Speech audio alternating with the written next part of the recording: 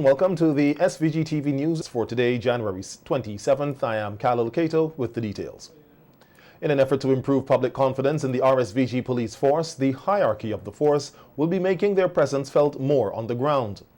The first of many walkabouts started in Rose Place and Little Tokyo today. As we hear more in this report. The organization, at the end of 2022, we decided that we need to improve on our strategies. Decide that we needed to do things better in which we are doing.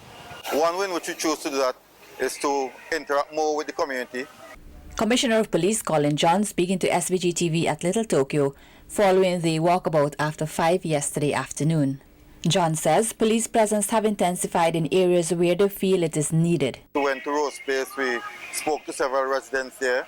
We have increased the patrol in Rose Place, so we have 24 hours patrol in Rose Place and in Paul's Avenue.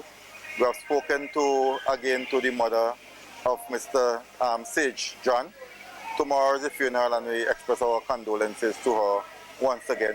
We are interacting with members of the community, so we decided to pass through Little Tokyo, a place where persons are always present, so there will be no deficit in terms of getting to speak to people and getting their information, their input, their ideas as to how we can better police St. Vincent and the Grenadines. Generally, he said, people have been cooperative and constant patrols are yielding results.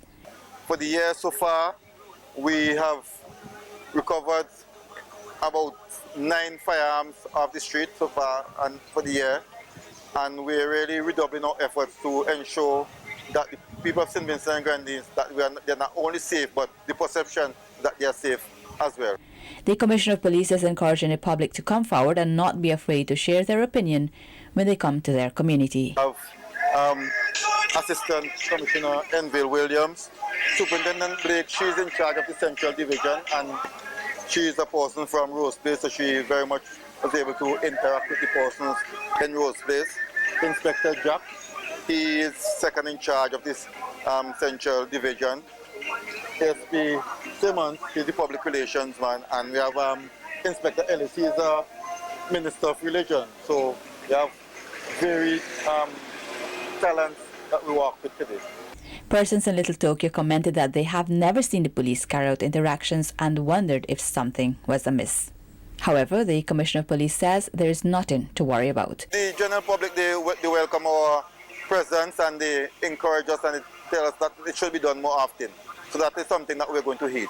We intend to visit different areas around Kingstown, throughout St. Vincent and the Grenadines as well. The police were also been involved in the town hall meeting that the Ministry of Agriculture is holding so that we can speak to the farmers, because there are some issues of predial larceny that would come from time to time, and we want to be there to get first-hand information so we can act on it as quickly as possible. Larissa Pugsley-Kidd, SVG TV News. A small group of vendors picketed the Kingstown Market today, calling for a meeting with the town board. Some say they have been threatened by authorities and feel they are being silenced, but others say they will let their voices be heard. It was a busy day for vendors today, but some took the time out to speak out on matters affecting them. Well, we don't really mind paying, but we need better servicing because of they want us to pay on Mondays, but we need a meeting. We have views we need to say too. Just like how they could send out here, we could say something too. We don't even know who is the tongue one. We don't know nobody. And we don't know what's going on in tongue, but all they do is sending out message. Vendor for over 14, 15 years. And the $10 is too much on the road. I can't afford it. I just only come out 2 or 3 times a week, and I cannot pay $60. I'm not paying $60 because I don't have it. So they need to do something about the charges. If they wanted to report $1, it is okay. But hold $10, it can't work for me. With the amount of sales, I guess. What sales? Nothing selling.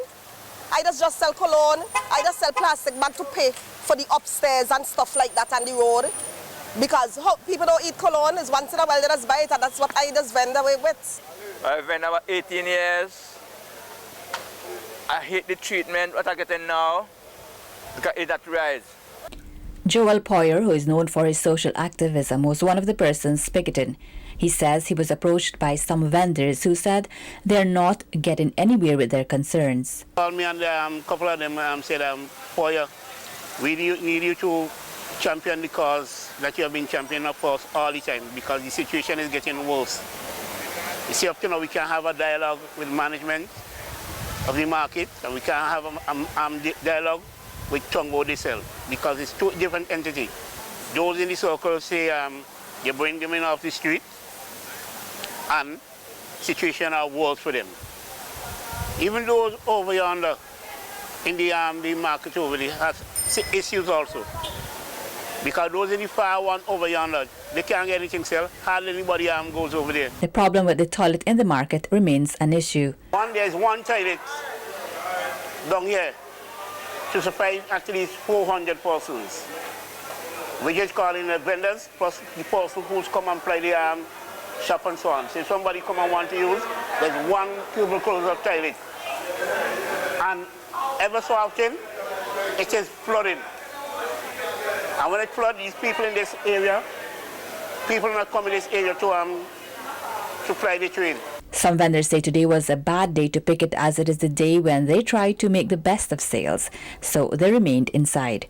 We have a table outside with we pulling over it out the sun, and they put we inside in the sun to sell on the ground for $5, and that is unfair. We're supposed to have we flea market outside in the road on Fridays and Saturdays, and the rest of the days they could come inside the market. This is not fair to us, because we are humans. We are all human, and they're supposed to show the vendors some appreciation, because our money counted too. Yes, our money counted too. Our money, when they take from us, it goes to do something to the country. So they're supposed to do it. They're supposed to do it to the vendors. Call a meeting with the vendors and see what they could do different. Others say they have been threatened by officials in the town board for speaking out and feel frustrated and hopeless. SVG TV has been attempting to contact the warden for the town board for the past 2 weeks, but we are always told that he is busy. He was also busy today when contacted for a comment. Larissa Pugsley Kidd, SVG TV News. Self-employed persons in the country are being strongly encouraged not to only put aside something for a rainy day, but also join a social insurance program in which they will be entitled to a benefit at retirement. The encouragement comes from Director of the National Insurance Services, Stuart Haynes, during an appearance on NBC Radio earlier this week. I mean, when we look at the data from the social welfare, we have over 2,600 persons on the social assistance program. And under the NIS program, the insurance is 9,300 and something. So we're talking about 12,000 Vincentian. So it's important that you get a reliable source of income, that what you receive is a benefit of what you pay in. So that protection is critical, because, and we saw also with the sailors and the seafarers, like today's sort of a so-called secured person could be tomorrow poor person if they don't have a social safety net. We saw the sailors, the seafarers, for instance, were out of income due to COVID-19. Then the government had to step in and provide income support to the sailors. On retirement, it possibly can be the same if they don't save. The NIS is currently engaged in public consultations about the considerations for pension reform. Earlier today, a session was held with pensioners at the NIS conference room. Minister of Agriculture Saboto Caesar on radio this week called on leaders of food cooperatives across St. Vincent and the Grenadines to interact more with the Ministry of Agriculture to create a platform for mass mobilization and organization of farmers and fishers. We cannot go to every single farm and take the message. We have to utilize our time in a more efficient manner, and the way that we are promoting is to have a collective effort. Without the farmers, without the fishers, without the cooperatives, we will not have an agriculture or fisheries sector. We depend on the stakeholders to advance the cause for an increase in production and productivity in the country. And what we're going to do immediately after these meetings, we're going to have some meetings in the different regions. We're going to bring the farmers together, and probably maybe in a more open air type of setting at a playing field. And we are going to continue to speak about the assistance that we have and the policies and the programs, because we can't go forward if we are divided. You may have a difference in opinion, but that doesn't mean that we are divided, because we know that if we're all thinking alike, we may not be able to harness many of the opportunities which comes out of creativity. Noting that there will be a meeting between the Ministry of Agriculture and the food cooperatives, the Agriculture Minister thanked the cooperatives for their efforts thus far.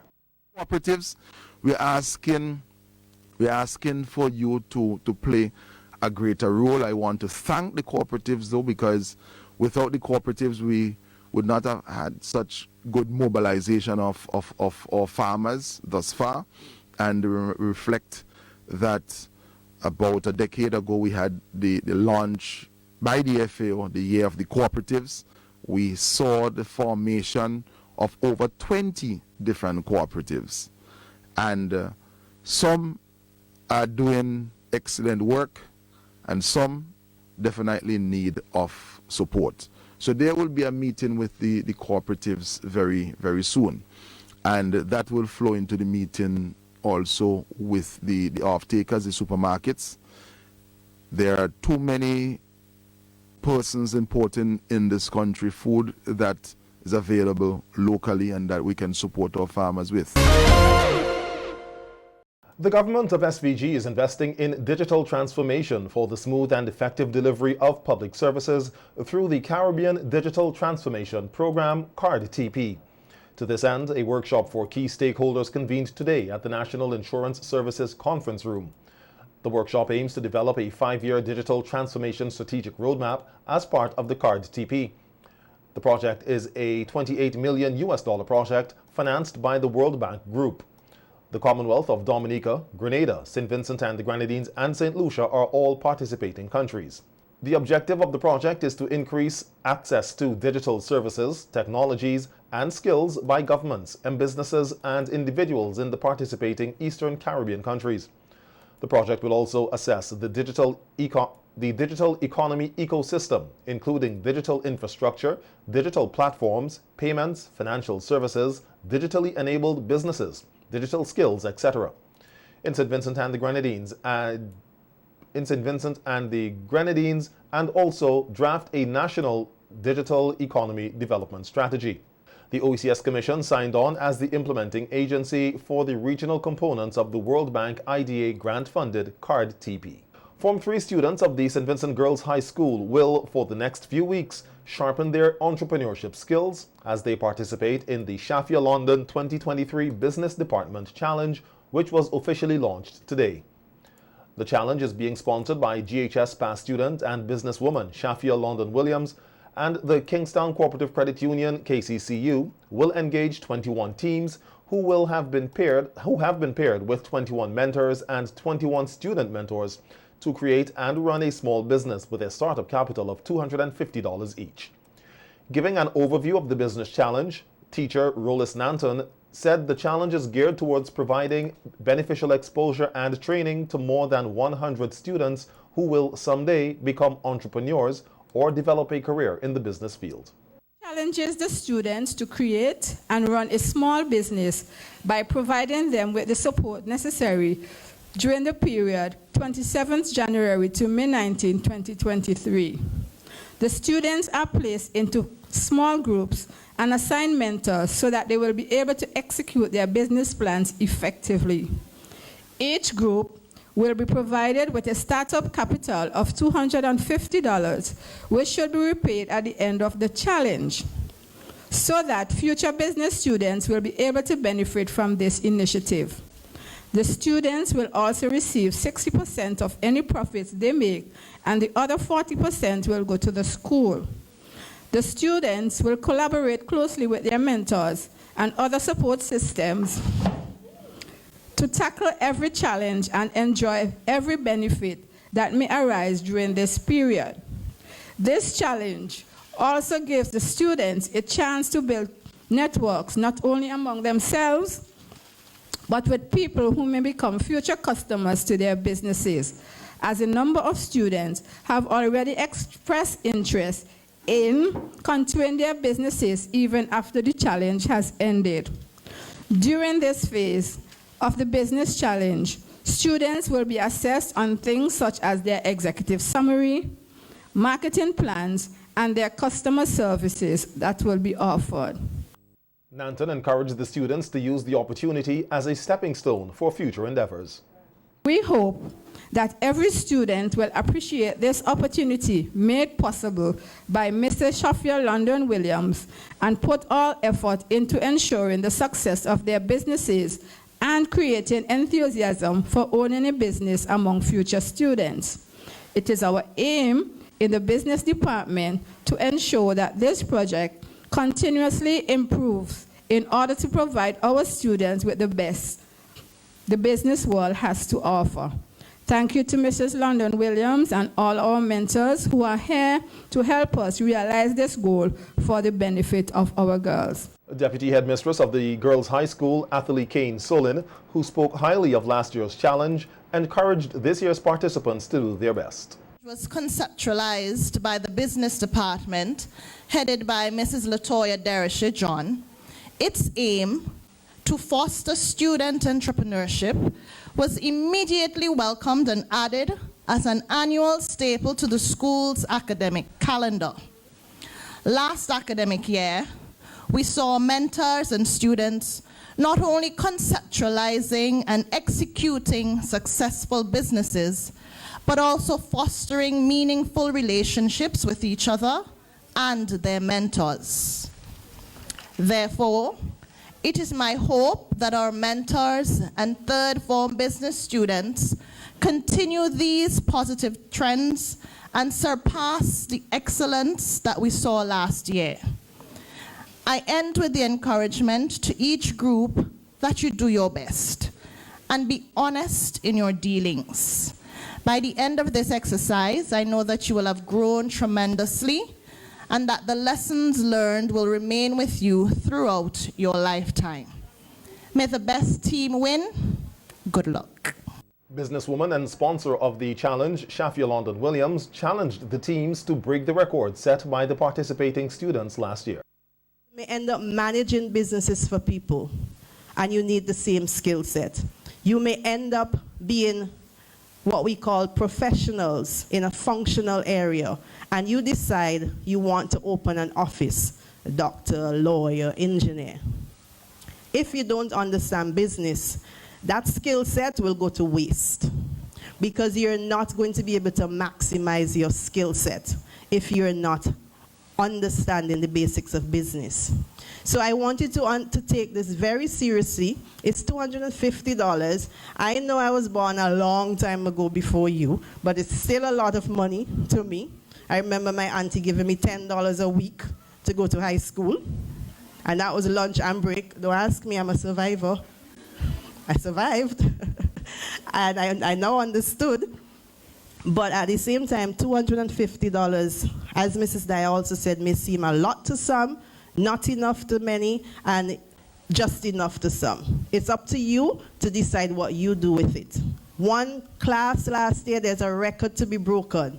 They generated $1,800, almost $2,000 from the same $250. So I'm challenging you to break that record. As the final activities under the Women's Empowerment Project SVG wind down, some 31 female entrepreneurs are set to receive grants to enhance their businesses. The grants, totaling $243,000 from the government of the Republic of China, Taiwan, will be disbursed at a grant awards ceremony on Friday, February 3rd. The recipients were selected after they completed the third and final cohort of the Women's Empowerment Project SVG, which was executed by the Taiwan Technical Mission through the Center for Enterprise Development, Inc., the CED. It is part of an initiative entitled Assisting the Economic Empowerment of Women in Latin America and the Caribbean in the Post-Pandemic of COVID-19. In a news release from the CED, the objective, according to a news release from the CED, It said the objective is to boost the country's economy following the impact of the pandemic and maintain social stability by strengthening women's economic empowerment through employment and entrepreneurship. The grant award ceremony will be held at the Kingstown Baptist Church at 10 a.m. and will be addressed by the Minister of Finance, Economic Planning and Information Technology, Camilo Gonzalez, and Taiwan's ambassador to SVG, His Excellency Peter Shali Lan. The third cohort of the WEP ran from August to September last year. The CED said the final activity for this project will be a business plan competition, which will see 10 finalists pitching to a panel of judges on Friday, February 17th. 3 of the finalists will win $26,000 each.